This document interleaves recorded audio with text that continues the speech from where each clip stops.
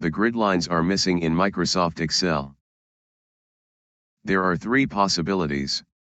Grid line box not checked, grid line color is white, cell color is white. Steps to mark check, on grid line check box. Go to View tab. Check mark on grid lines. Grid lines are now visible. Steps to change color of grid lines. Select all, then click on border, and select more borders. Select border line color.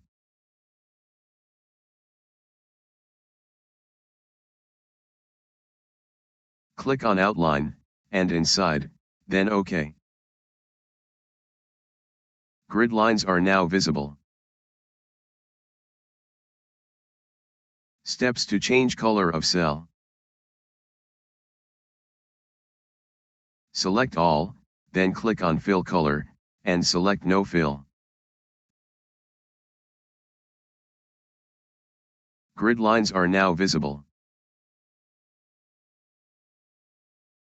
Must like and share, don't forget to subscribe.